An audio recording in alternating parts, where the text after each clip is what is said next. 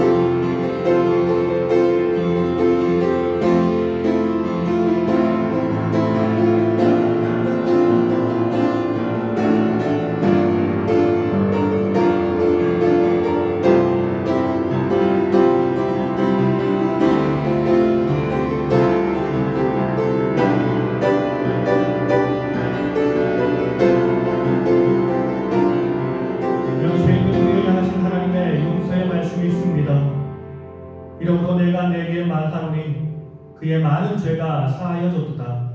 이는 그의 사랑함이 많음이라. 주님께서 우리를 사랑하셔서 우리의 모든 죄악을 용서하셨습니다. 우리 기쁜 마음으로 힘차게 주님을 찬양하시겠습니다.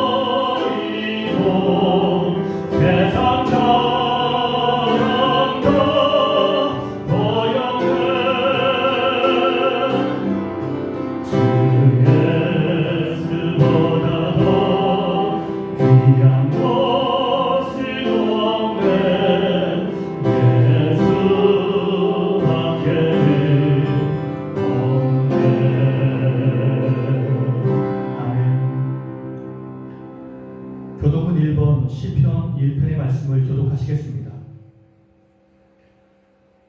복 있는 사람은 악인들의 꾀를 따르지 아니하며 죄인들의 길에 서지 아니하며 오만한 자들의 자리에 앉지 아니하고 오직 여호와의 율법을 즐거워하여 그의 율법을 주야로 묵상하는도다. 그는 시냇가에 심은 나무가 철을 따라 열매를 맺으며 그 잎사귀가 마르지 아니함 같으니 그가 하는 모든 일이 다 형통하리로다. 악인들은 그렇지 아니하며 오직 바람에 나는 겨와 같도다. 그러므로 악인들은 심판을 견디지 못하며 죄인들이 의인들의 모임에 들지 못하리로다. 무릇 의인들의 길은 여호와께서 인정하시나 악인들의 길은 망하리로다. 아멘. 나는 전능하신 아버지 하나님 천지의 창조주를 믿습니다.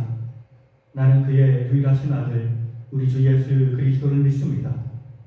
그는 성령으로 잉태되어 동정녀 마리아에게서 나시고 본디오 빌라도에게 고난을 받아 십자가에 못 박혀 죽으시고 장사된 지 사흘 만에 죽은 자 가운데서 다시 살아나셨으며 하늘에 오르시어 전능하신 아버지 하나님 우편에 앉아 계시다가 거기로부터 살아있는 자와 죽은 자를 심판하러 오십니다. 나는 성령을 믿으며 거룩한 공교회와 성도의 교제와 죄를 용서받는 것과 몸의 부활과 영생을 믿습니다. 아멘. 오늘은 21년 두 번째 주일입니다. 하나님께서 우리에게 새해로 주신 많은 시간들이 조금 흘렀습니다. 다시 한번 우리가 예배를 통해서 하나님을 바라보게 하시고 하나님을 예배하게 하시고 하나님을 기뻐하게 하옵소서. 진정 우리의 삶이 예배가 되기로 나오니 우리의 예배를 받아주시옵소서. 우리가 드리는 모든 헌신을 받아주시고 하나님께서 우리에게 복을 은혜를 베풀어 주시옵소서. 우리 믿음의 공동체와 교회를 위해서 예배를 위해서 힘차게 기도하며 나가시겠습니다.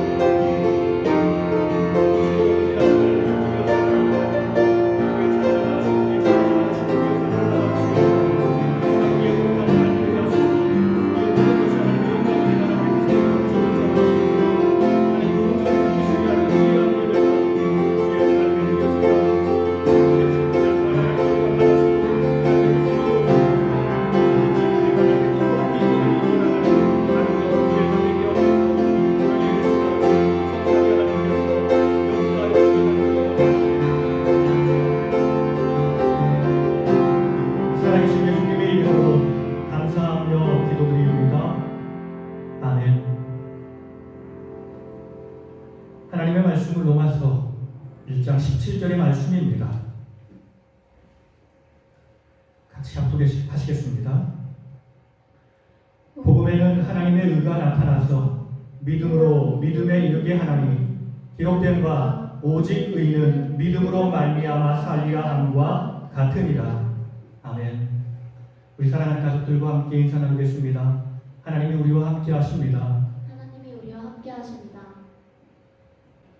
믿음은 하나님의 은혜이며 하나님의 선물입니다. 한 목동이 있었습니다. 대낮에 양을 돌보던 목동은 심심해서 장난을 계획합니다. 마을에 내려가서 사람들에게 늑대가 나타났다라고 소리를 지릅니다. 사람들은 몰려들었고 늑대를 찾아보았지만 늑대를 찾을 수가 없었습니다. 목동이 사람들을 속인 것입니다. 사람들은 2번을 속았고 3번을 속았습니다. 이제 사람들은 더 이상 목동을 믿지 않습니다. 이 이야기는 우리가 잘 아는 이솝의 우화입니다. 양치기 소년의 이야기입니다. 이 이야기는 꾸며낸 이야기지만 오늘 우리가 살아가는 삶의 사회가 얼마나 거짓과 속임수가 난무하는 세상임을 잘 보여주고 있습니다. 다른 사람, 많은 사람들이 이야기하지만 사람들은 그 이야기를 믿지 않습니다. 100% 신뢰하는 사람은 거의 없습니다. 정치인들이 선거철에 나와 여러 가지 선거 공약을 내세우지만 그것이 잘 이루어질 것이라고 믿는 사람들은 한 사람도 없습니다. 그러다 보니 감성의 정치가 판을 칩니다. 그때그때 느낌이 좋은 사람을 선택하기 때문입니다. 그렇습니다. 모든 사람은 다 죄인입니다. 사람들은 믿을 만한 존재가 아닙니다. 그렇기에 믿음은 사람에게서 출발하는 것이 아닙니다. 그렇다면 믿음은 어디에서 출발할까요? 믿음은 우리 하나님과 우리 주님 예수님에게서 출발합니다. 사람들은 의도하든 하지 않든 거짓말을 하며 살아갑니다. 약속한 모든 것을 지키지 못하기 때문에 그렇습니다. 그러나 하나님은 약속하신 모든 것들을 지키시는 분이십니다. 죄의 대가가 사망이라고 주님이 말씀하셨습니다. 그런데 사람들은 이 말을 지키기 쉽지 않습니다. 왜냐하면 내가 살면서 많은 죄를 지으며 살아가는데 그 죄의 대가로 죽을 수는 없다라고 생각하는 것입니다. 그렇게 생각하면 모든 사람들이 다 죽어야 합니다. 그러나 주님은 약속하신 모든 말씀을 지키십니다. 이 일을 위해서 예수님이 이 땅에 육신의 몸을 입고 오셨고 말씀에 따라 자기 몸을 십자가에서 찢으셨습니다. 하나님이 하신 모든 말씀을 예수님이 성취하신 것입니다. 이 세상에 존재하는 모든 것은 다 거짓되지만 주님은 신실하신 분이십니다. 우리는 그분 안에서 참된 믿음을 보게 됩니다. 모든 사람들은 다 거짓말하며 살아가는데 우리 하나님과 예수님은 거짓말하지 않으시는구나. 말씀하신 모든 것들을 다 이루시는 분이시구나. 하나님과 예수님은 내가 진실로 믿을 수 있는 존재이구나. 우리는 이렇게 깨닫게 됩니다. 두 번째는 믿음은 하나님의 선물입니다. 믿음이 하나님의 선물이라는 말은 믿음이 모든 사람들이 소유할 수 있는 것이 아님을 가르쳐주고 있습니다. 하나님은 모든 사람들이 믿음 안에서 구원받기를 원하시지만 어떤 사람은 그 약속의 말씀을 끝까지 믿지 않는 사람들도 있습니다. 주님의 은혜와 신실하신 사랑을 거부하는 사람들도 있습니다. 그런 사람은 주님의 은혜 안으로 들어올 수 없습니다. 하나님이 우리를 사랑하셔서 선택하셨고 우리에게 믿음을 주셨습니다. 모든 것이 하나님의 은혜입니다. 하나님의 은혜를 받은 사람, 곧 하나님의 선택을 받은 사람들은 이제 믿음이 삶이 되는 삶을 살아야 합니다. 17절은 이렇게 말씀합니다. 복음에는 하나님의 의가 나타나서 믿음으로 믿음에 이르게 하나니 기록된 바 오직 의는 믿음으로 말미암아 살리라 함과 같으니라. 이 말씀은 로마서에서 가장 핵심의 말씀이며 주제의 말씀입니다. 우리가 이 말씀을 잘 이해하면 로마서 모든 내용을 확실히 이해할 수 있습니다. 많은 사람이 믿음에 대해서 오해하는 경향이 있습니다. 믿음을 관념으로 생각하는 것입니다. 믿음은 단순히 생각하는 것이다 라고 이해합니다. 믿음을 마음속으로 받아들이는 것으로 이해합니다. 그러나 믿음은 그런 것만이 아닙니다. 분명 우리의 믿음이 생각하는 것으로 우리가 마음속으로 결단하여 예수님을 영접하는 것으로 시작합니다. 그러나 이것은 출발일 뿐입니다. 여기에만 머무른다면 이 신앙은 온전한 신앙이 아닙니다. 사도 바울은 오늘 말씀에서 믿음으로 믿음에 이르게 한다라고 말씀합니다. 처음에 믿음은 생각하는 관념의 믿음입니다. 사람이 마음으로 믿는 믿음을 말하는 것입니다. 그러나 두 번째 믿음은 삶으로 살아내는 믿음을 가리키는 말입니다. 그렇습니다. 믿음이란 하나님의 가족들이 살아가는 삶의 방식을 이야기하고 있습니다. 하나님과 우리 주님 예수님이 우리를 향한 믿음을 가지고 사셨습니다. 우리도 우리를 인도하신 주님의 신실하심을 믿고 주님과 함께 살아가야 합니다. 우리가 주님의 인도하심을 받으며 살면 우리는 주님을 닮은 사람이 될 것입니다. 그런데 우리는 먼저 우리가 바른 믿음을 갖는데 적이 되는 두 가지 요소를 생각해 볼 필요가 있습니다. 바른 믿음의 첫 번째는 반율법주의입니다. 이것은 게으른 신앙생활의 모습을 상징적으로 보여줍니다. 로마서 6장 1절은 이렇게 말씀합니다. 그런즉 우리가 무슨 말을 하리요? 은혜를 더하게 하려고 죄에 거하겠느냐? 어떤 사람은 우리가 행위로 구원받은 것이 아니기 때문에 사람의 노력은 더 이상 필요 없다라고 이야기하는 사람들이 있습니다. 아무렇게나 살아도 구원받을 수 있다라고 이야기합니다. 우리가 율법을 지킴으로 구원받는 것이 아니기 때문에 우리는 더 이상 율법을 지킬 필요가 없다라고 이야기합니다. 더 나아가 우리가 연약할수록 우리의 삶을 통해 부족한 것이 드러날수록 죄인된 나를 사랑하시고 포용하시는 하나님의 은혜, 주님의 사랑이 더 돋보이게 된다라고 말합니다. 참으로 그럴듯한 논리이지만 이것은 자신의 게으른 신앙생활을 변명하는 말에 불과합니다. 분명 하나님께서 우리에게 요구하시는 것이 우리를 사랑하시는 주님의 모습을 본받아 사는 삶인 것을 우리는 너무나도 잘 알고 있으면서 말씀대로 사는 일이 조금 힘드니까 이 세상을 즐기며 쾌락적인 삶을 살기 위해서 그렇게 변명하는 것뿐입니다. 자신의 게으른 신앙의 삶을 변명하는 것입니다. 이런 것들은 잘못된 것입니다. 이들은 사람의 마음이 중요하다라고 이야기합니다. 내가 하나님의 구원받은 자녀라는 사실만 기억하고 있다면 모든 것이 해결된다라고 강조합니다. 그러나 사람은 연약한 존재입니다. 형식이라는 틀이 무너지면 쉽게 모든 것이 무너질 수도 있습니다. 어떤 사람은 형식에 얽매이지 않고 자유로운 상태에서 신실한 믿음의 삶을 살아가는 사람들도 있습니다. 그러나 그렇지 못한 사람들이 더 많습니다.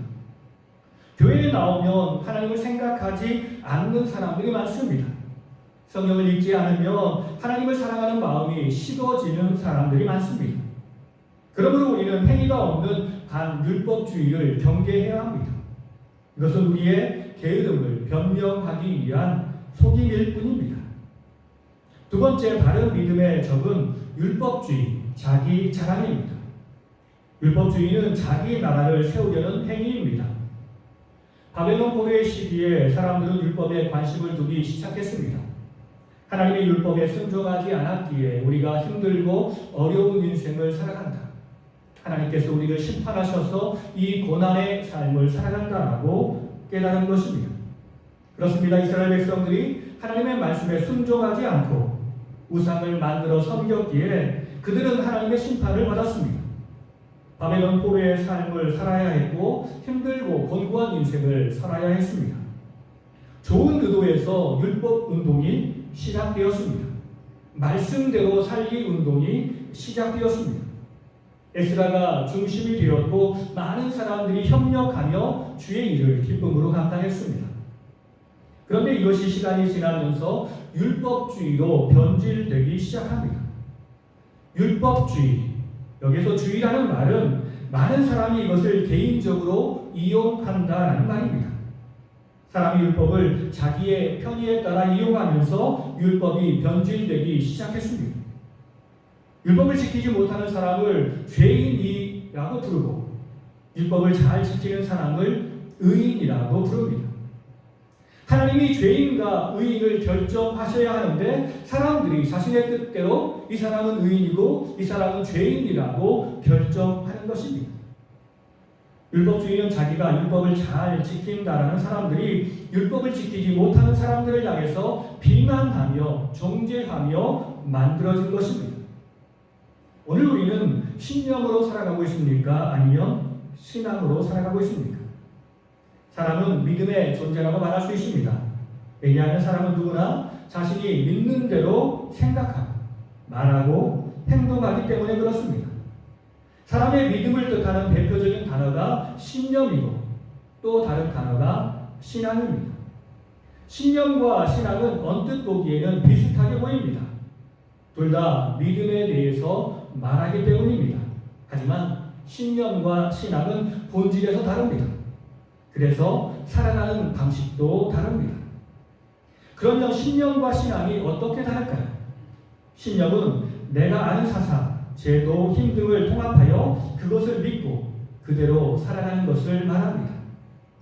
모든 사람은 다 신념을 가지고 있습니다. 어떤 사람은 도덕적인 가치, 기준이 신념이 되기도 하고 어떤 사람들은 세상의 부와 명예가 신념이 되기도 합니다. 어떤 사람들은 종교가 신념이 되기도 합니다. 그런데 여기서 중요한 것은 그 중심을 자기 자신에게 두고 자기 생각에 의존하는 것입니다. 신념은 나의 노력이나 경험적으로 얻은 가치와 기준에서 생겨난 것입니다. 이 세상을 살아가는 거의 모든 사람들은 다 신념을 가지고 살아갑니다. 그런데 문제는 신앙생활도 신념으로 하는 사람들이 있다는 것입니다. 종교적인 신념을 가진 사람은 굉장히 무서운 사람이 될 수 있습니다. 신념의 핵심이 자기 중심적이기 때문에 그렇습니다. 자신과 다른 사람을 전혀 이해하지 않으려 하기 때문에 그렇습니다. 예수님을 만나기 전에 사울은 바로 종교적인 신념이 가득한 사람이었습니다. 자기가 옳은 것을 꼭 해야 한다고 생각했고 꼭 하며 살았습니다. 다른 사람을 죽이면서 두려움이나 떨림이 없었습니다. 왜냐하면 꼭 해야 되는 일을 했기 때문에 그렇습니다. 이슬람 종교인들이 테러하는 이유는 바로 그들의 종교적인 신념 때문입니다. 이러한 신념은 신앙과 큰 차이가 있습니다. 신앙은 하나님을 바라보는 것입니다. 내가 중요한 것이 아니라 나의 삶의 힘의 근거가 되시고 나의 모든 것 되시는 주님의 능력을 의지하고 주님 안으로 들어가는 것입니다. 우리 인간의 생각과 행동을 뛰어넘는 하나님의 놀라운 은혜가 있고 능력이 있음을 믿는 것이 바로 신앙입니다. 하나님의 은혜 안에서 모든 공동체와 함께 하나님을 바라보는 것이 신앙입니다. 그렇다면 우리는 신앙인입니까? 아니면 신념을 가지고 살아가는 사람입니까? 이스라엘 백성들이 한 번은 큰 어려움을 겪었습니다. 블레셋 군대가 그들을 쳐들어왔기 때문에 그렇습니다. 그때 사람들은 하나님의 도움을 구하자고 했습니다. 그 방법은 법궤를 가져오는 것이었습니다. 그들은 법궤가 나 자신을 보호한다라고 믿었습니다. 이것이 바로 종교적인 신념입니다. 이것은 신앙의 모습이 아니었습니다. 그들은 삶을 위해서 진심으로 하나님을 찾아야 했습니다. 하나님께 간절한 마음으로 기도하며 하나님을 의지해야 했습니다.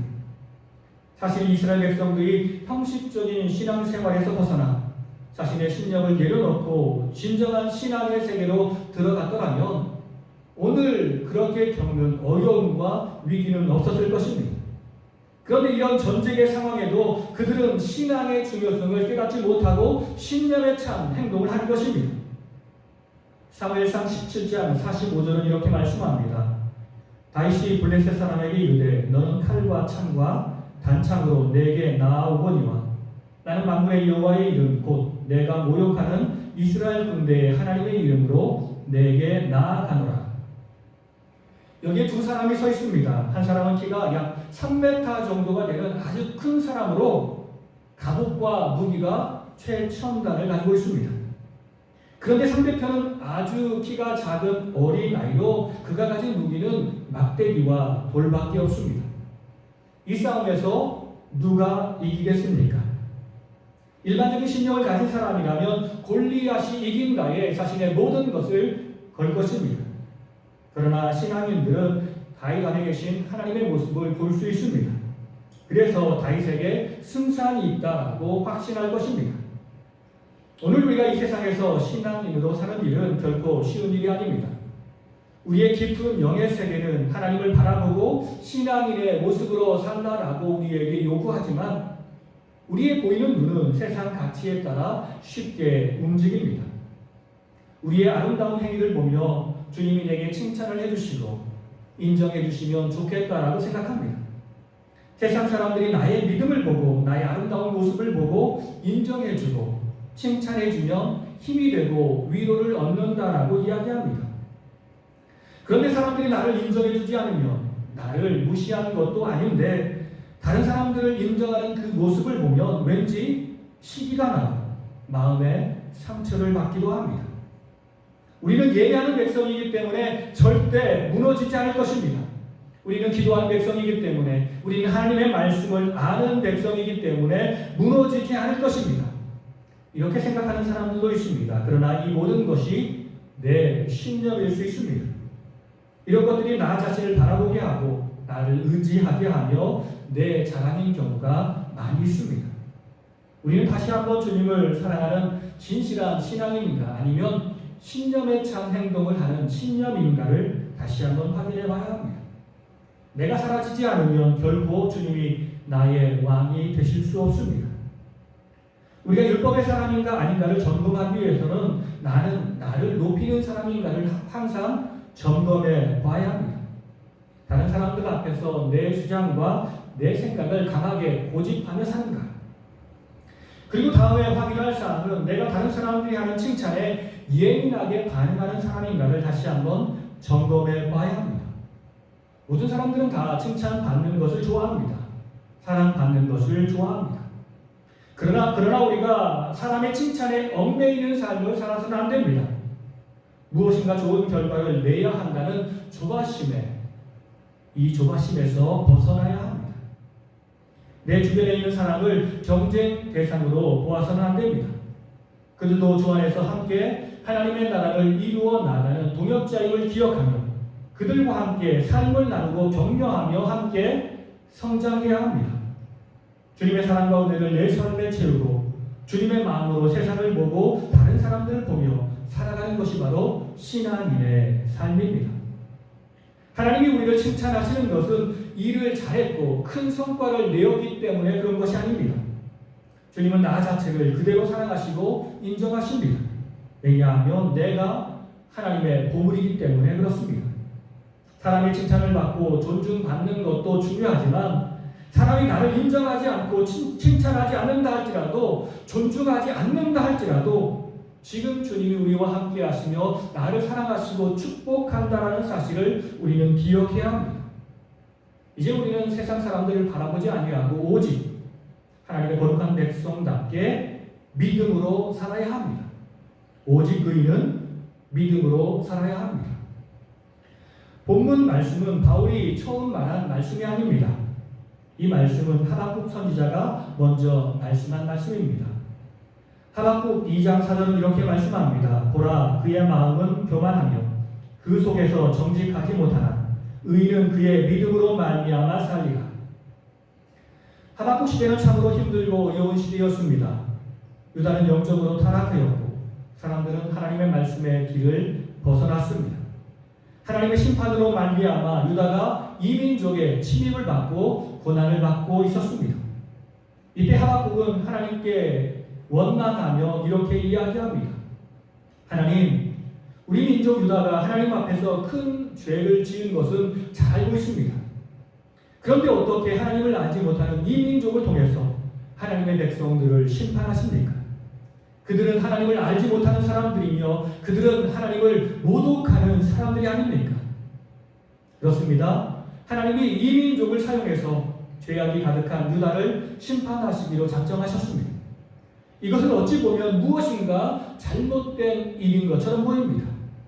그러나 하나님은 하나님의 심판에 대해서 내가 따질 일이 아니다.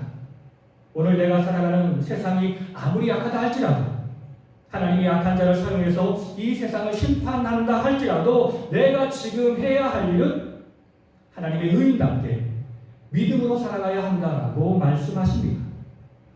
하나님이 지금 우리와 함께 하심을 믿으며 오늘 이 하루를 의인답게 살아가는 일이 굉장히 중요합니다. 세상 사람들이 다 주를 믿지 않는다 할지라도 주의 말씀에 따라 방주를 만들며 주의 구원을 준비한 노아처럼 맡은 자리에서 성실하게 주의 의를 이루며 살아가는 것이 참으로 중요합니다. 다른 사람이 구원을 받거나 다른 사람이 높아지거나 다른 사람이 실패하거나 넘어지는 것은 중요한 일이 아닙니다.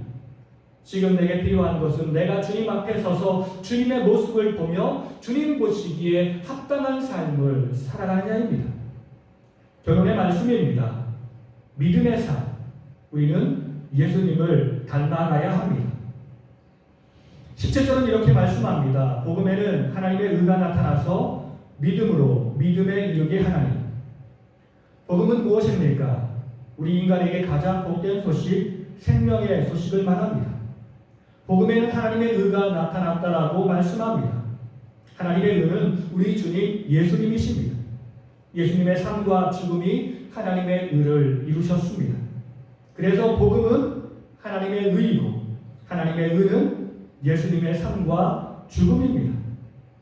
우리가 주의 복을 받기 위해서는 이제 우리는 믿음으로 주님을 바라봐야 합니다. 우리가 진심으로 주님을 바라보면 주님이 우리를 인도하실 것입니다. 주님이 어디로 나를 인도하실까요? 바로 믿음의 삶을 살도록 인도하실 것입니다.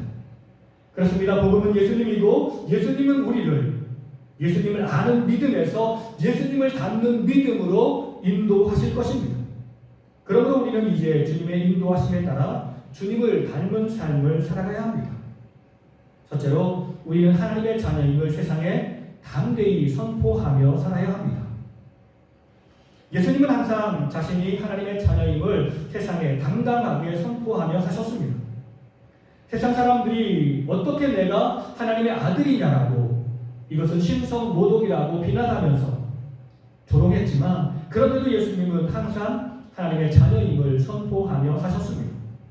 예배하는 모습으로, 기도하는 모습으로, 하나님과 깊은 교제를 나누는 모습으로 하나님의 자녀임을 선포하며 사셨습니다.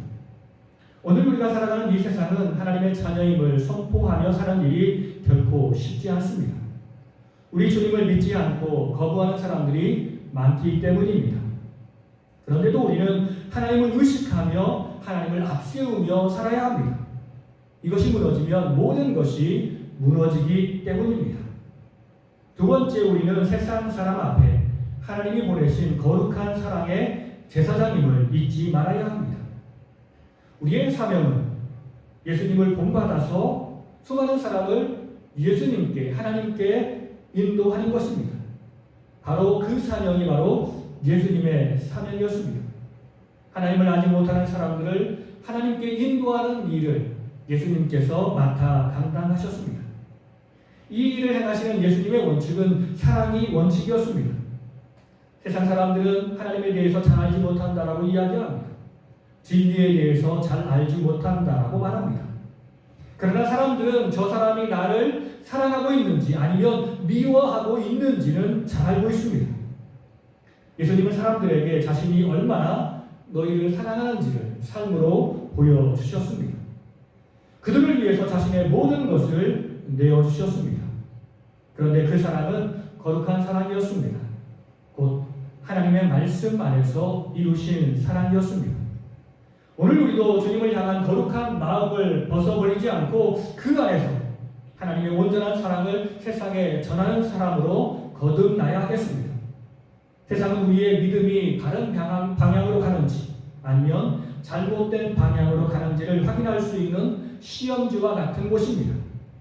내 마음속으로 아니면 신앙의 공동체 안에서만 하나님을 향한 믿음을 지키는 것이 아니라 우리를 대적하는 세상에서도 하나님의 말씀대로 살며 그들을 하나님께 잘 인도하고 있다면 우리는 잘 믿고 있는 것입니다.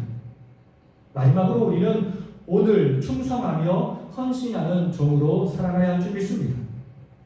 믿음의 다른 말은 충성입니다.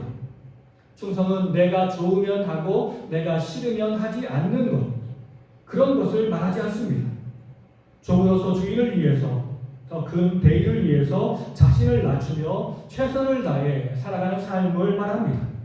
그렇습니다. 믿음은 주님을 향해서 충성하는 삶이며 충성하는 삶은 자신의 삶에서 최선을 다하는 삶을 말합니다.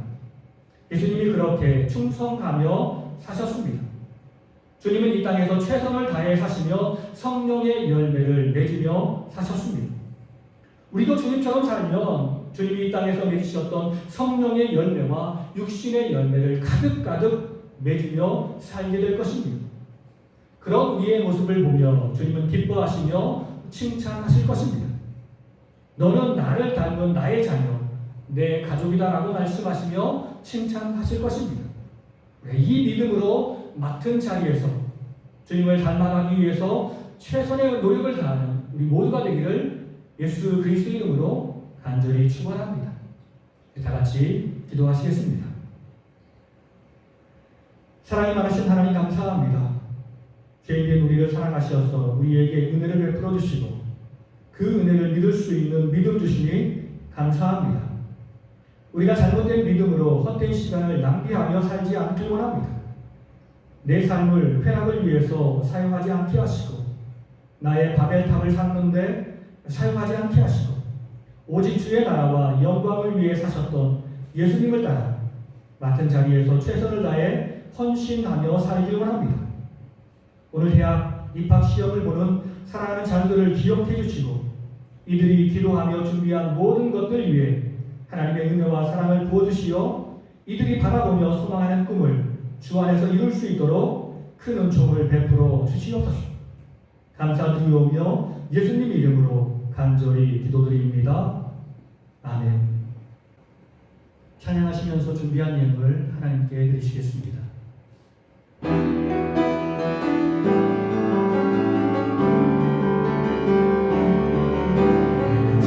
지금까지 지내온 것을 주의 은혜라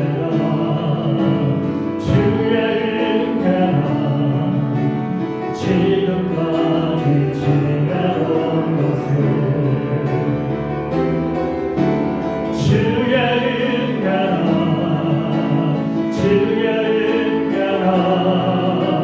지금까지 지내온 것을 주의 은혜라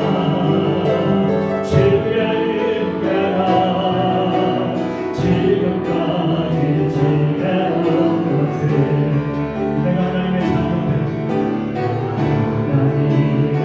자녀 된 것을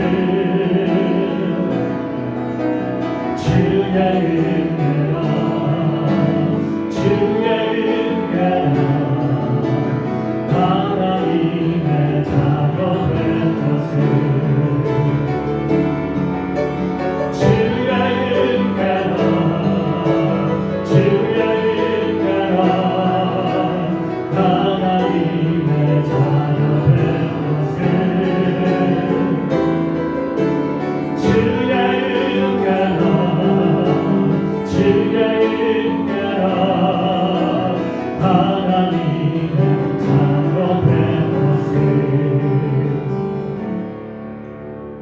감사합니다. 하나님, 우리에게 한량없는 은혜 베풀어 주시어서 우리에게 생명 주시고 믿음 주시고 물질의 축복 주시고 자녀들의 축복 주시며 모든 삶의 축복을 베풀어 주니 참으로 감사합니다. 이 모든 것이 하나님의 은혜이며 하나님의 사랑이며 축복임을 기억하며 우리가 가진 물질 중에 성별하여 하나님께 이 모든 것을 드리며 우리의 마음을 드리고 우리의 삶을 드리며 우리의 모든 것을 드립니다. 이 모든 것이 하나님의 기쁨이 되게 하시고 하나님의 영광이 되게 하시고 하나님을 알지 못하는 많은 사람들에게 주의 복음을 전하는 축복의 통로, 복음의 통로가 되게 하옵소서. 모든 영광을 성삼위 하나님께 올려드리오며 예수님 이름으로 감사하며 기도드립니다. 아멘. 우리 사랑하는 가족들과 다시 한번 인사 나눌 때 믿는 대로 삶에서 실천하며 살겠습니다. 믿는 대로 실천하며 살겠습니다. 그렇습니다. 항상 믿는 대로 실천하며 사는 주의 백성들이 되기를 간절히 축원합니다. 우리 다 같이 마지막 찬송 올려드리겠습니다.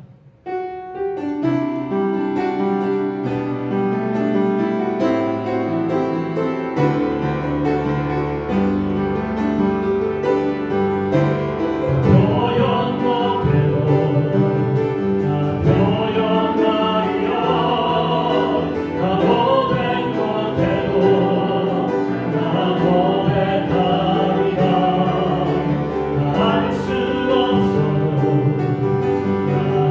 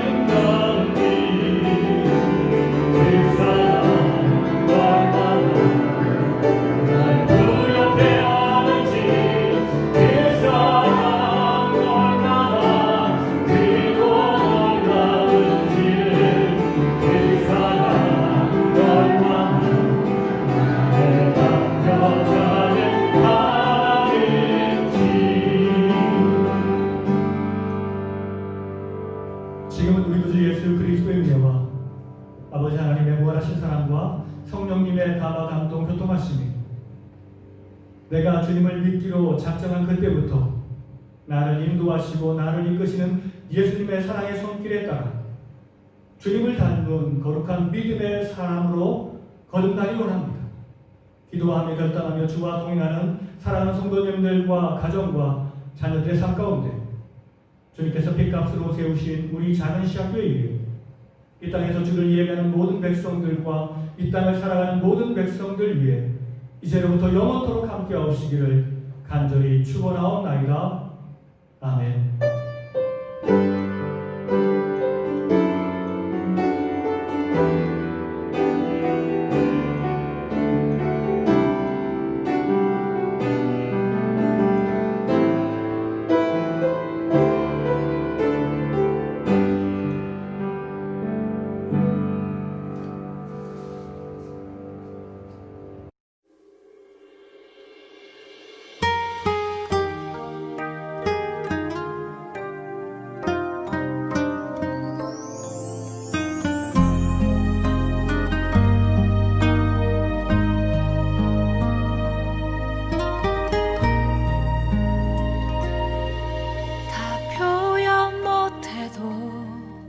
나 표현하리라.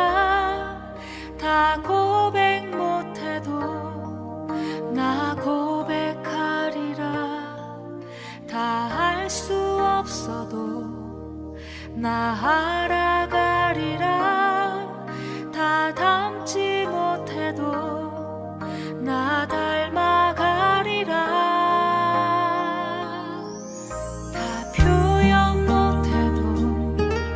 나 표현하리라. 다 고백 못해도 나 고백하리라. 다 할 수 없어도 나 알아가리라. 다 닮지 못해도 나 닮아가리라. 그 사랑 얼마나 아름다운지, 그 사랑 얼마나 날 부욕해 하는지, 그 사랑 얼마나 크고 놀라운지를, 그 사랑 얼마나 나를 감격하게 하는지.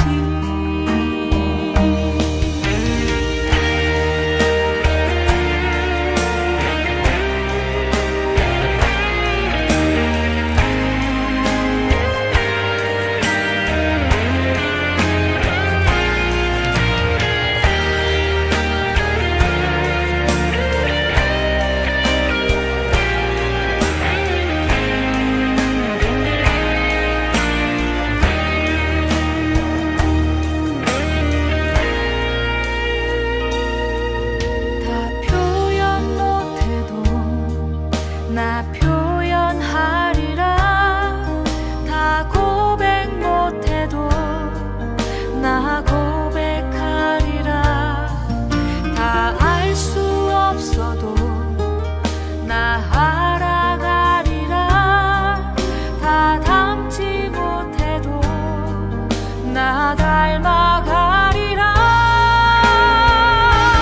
그 사랑 얼마나 아름다운지, 그 사랑 얼마나 날 부욕해 하는지, 그 사랑 얼마나 크고 놀라운지를, 그 사랑